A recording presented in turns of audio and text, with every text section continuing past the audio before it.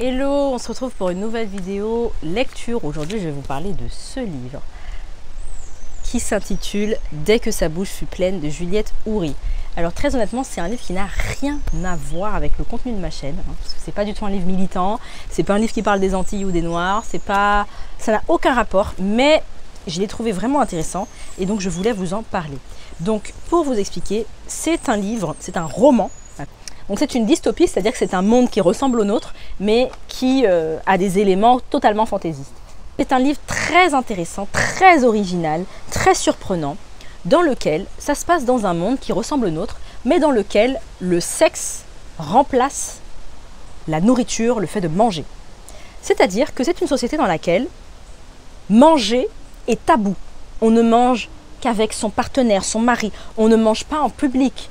On mange vraiment, c'est comme un acte sexuel, quoi. C'est tabou, on ne va pas le faire avec n'importe qui, etc. Et à l'inverse, avoir des relations sexuelles, c'est free, on le fait devant tout le monde, on le fait avec ses collègues, on le fait comme on mangerait, voilà, c'est bon pour le transit, on le fait le matin, le midi, le soir, enfin, voilà. Et c'est totalement, donc c'est une dystopie, les deux sont inversés. Et c'est hyper intéressant, et je vais vous lire donc la 4e de couverture. Ce geste ne disait rien du désir de Bertrand dont elle ne savait pas grand-chose, mais il parlait du jeune homme consciencieux qu'il était, de ceux qui avaient bien noté que les experts considéraient le rapport matinier, en ce qu'il rompait la chasteté de la nuit, comme le meilleur pour le métabolisme. Laetitia voyait que son amoureux mettait un point d'honneur à suivre les recommandations officielles et qu'il baisait donc équilibré, ne s'autorisant que peu d'écart. Dans ce monde où la place du sexe et celle de la nourriture sont inversées, le sexe rythme les journées de tous, tandis que la nourriture est une affaire de l'intime, d'amant, qu'il faut faire et qui fait rougir. Véritable expérience de lecture, Dès que sa bouche fut pleine, est aussi un premier roman initiatique, l'histoire d'une jeune femme entraînée malgré elle par son désir, un désir défendu qu'elle va transformer en une force intime capable de la protéger contre toutes les formes d'aliénation. D'ailleurs, le désir et l'appétit sont-ils vraiment si différents ? Donc c'est super intéressant et en fait dans ce monde, pour quand même survivre, ils peuvent manger ce qu'on appelle des barres substantives. Ce sont des barres de céréales sans aucun goût qu'ils mangent comme ça une fois par jour juste pour pas mourir quoi. Mais il n'y a aucun plaisir là-dedans, etc. Et manger, donc c'est vraiment un truc intime. C'est hyper drôle parce que du coup, il y a plein de jeux de mots hyper intéressants. Par exemple, dans ce livre, on comprend que ce que va être une cuisinière, finalement c'est une prostituée. Vous voyez, elle va faire ça dans une maison, pas une maison close, mais l'équivalent. Les cours de cuisine, c'est vu comme, c'est comme de la prostitution, quoi. C'est vu comme les grandes tablées, les buffets entre amis, c'est vu comme de l'échangisme, vous voyez. C'est vraiment, voilà. Et si dans le métro, vous avez encore une odeur de friture dans les cheveux, ah bah là, tout le monde va comprendre ce que vous avez fait. Ah ouais, quelle mauvaise fille, quelle cochonne, quoi. C'est ça. Et c'est hyper intéressant. Donc, comme c'était une expérience de lecture intéressante, je voulais vous en parler parce que je pense que toutes les personnes qui n'ont peut-être pas l'habitude de lire et ont besoin de vraiment être très stimulées, très dans l'originalité, bah, c'est un livre qui peut vous plaire, qui est drôle, qui est intéressant. Il y a des scènes quand même crues, forcément, puisque le sexe remplace la nourriture, donc du coup, bah, il couche avec tout le monde, partout. Bon, bah voilà, elle fait une fellation à son collègue sur la pause déjeuner, parce que c'est ça, en fait, le monde, il est inversé. Et cette jeune femme, elle est en couple, donc je vais un peu spoiler là, spoil. Cette jeune femme, elle est en couple avec son concubin et ils ne font quasiment plus la cuisine. Donc elle est très frustrée, elle a ce désir de cuisiner, ce désir de manger de bonnes choses, mais lui, il n'est pas dans ça, il veut que se contenter des barres substantives. Et par contre, bah oui, ils ont des rapports sexuels ensemble parce que ça remplace la nourriture, donc c'est la base, mais il n'y a pas de plaisir. Et elle aimerait beaucoup cuisiner, elle essaye de lui en parler, mais il n'est pas du tout intéressé, il n'est pas réceptif à ses désirs. Et la seule fois où ils avaient essayé de cuisiner ensemble, il avait proposé de cuisiner quelque chose qui lui avait pas du tout plu.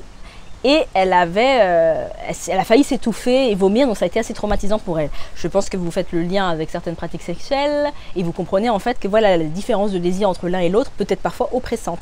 Et donc c'est à l'extérieur de son couple qu'elle va chercher à cuisiner et à manger des bonnes choses. Donc elle va prendre des cours de cuisine avec cette cuisinière qui en fait est comme une prostituée, quoi. C'est un truc où voilà, on parle par message crypté, on se donne rendez-vous, on met un impair et on va pour cuisiner et on rencontre d'autres gens qui eux aussi ont envie d'apprendre à cuisiner, etc. Et on va couper les légumes, il y a toute une description des légumes et des fruits qui montre toute la la perversité de ça. Dans les magasins, les rayons fruits, légumes et les rayons de nourriture sont cachés en arrière-boutique, comme si c'était des sextoys, quoi. C'est vraiment... voilà. Et ce qui va être intéressant, c'est qu'elle va commencer à vouloir avoir un amant. Donc un amant, dans ce contexte, ça va être quelqu'un avec qui elle va pouvoir cuisiner et manger, parce qu'elle a ce désir et que son mari ne la comble pas du tout et n'est pas du tout réceptive. Pas du tout réceptif. Et il y a une scène qui m'a beaucoup marqué, c'est finalement le corollaire d'une scène de viol. C'est-à-dire que cette jeune femme, elle veut cuisiner, elle veut succomber à son désir avec cet amant-là. Donc elle va se rendre chez lui et malheureusement, lui, il va décider de lui donner à manger quelque chose qu'elle ne souhaite pas. Elle n'a pas envie de ça. En l'occurrence, c'est du saumon fumé, je crois. Et la description de l'auteur est tellement précise que ça va vous donner la nausée. Moi, j'adore le saumon fumé et pourtant, ça m'a donné la nausée. Je me suis mis à la place de cette jeune femme qu'on va forcer à manger un aliment qu'elle ne veut pas. Elle l'a bien dit, elle ne veut pas manger ça. Il va la forcer à aller au bord des larmes. Et c'est ce qu'on appelle un viol, en fait. Et pourquoi je vous parle de ce livre? Parce que, en tant qu'avocate pénaliste, je connais les infractions, etc. Notamment le viol, enfin bon, voilà. Et j'ai trouvé que c'était une bonne manière de montrer à certaines personnes ce que peut être un viol, mais par un autre prisme. C'est-à-dire que là, vous êtes vraiment à la place de l'auteur et on est vraiment écœuré par cette scène. Et encore une fois, c'est que de la nourriture. Mais dans ce contexte de ce monde, c'est comme un rapport sexuel. Et la manière dont il va la forcer à manger ça, où il va mettre ça dans sa bouche, où il va la forcer à avaler, c'est extrêmement violent. Et c'est le parallèle d'un viol, que ce soit un viol par fellation ou par pénétration. Et donc, j'ai trouvé ça très fort et très brillant de réussir, à travers une histoire qui peut paraître anodine, de manger du poisson fumé, à faire ressentir au lecteur le traumatisme que peut représenter un viol et toutes les conséquences. C'est-à-dire quand elle ressort de là, elle se dit mais à qui je vais me plaindre? Si j'en parle à mon mari, il va me juger parce qu'il va dire que je l'ai trompé. Si j'en parle à mes amis ou autres, ben, en fait, je suis allée moi-même chez lui, donc on va dire que je l'ai cherché. C'est moi qui ai voulu cuisiner, c'est moi qui ai voulu manger, donc j'ai ce que je mérite, etc. Et en fait, ça montre la notion de consentement dans un autre contexte. Parce que quand on essaie d'expliquer à certaines personnes le consentement, wow, c'est très lunaire, hein. On sent bien que là, il y a de l'incompréhension. Oui, mais le oui, mais le non, ça peut être oui, mais si je peux convaincre. Et là, vous lisez ça. Cette scène, alors le livre ne parle pas que de ça, hein, c'est une scène dans le livre, hein, c'est pas du tout le centre du sujet. Mais cette scène, elle m'a marquée. Et je me suis dit, ça c'est un bon exemple, ça.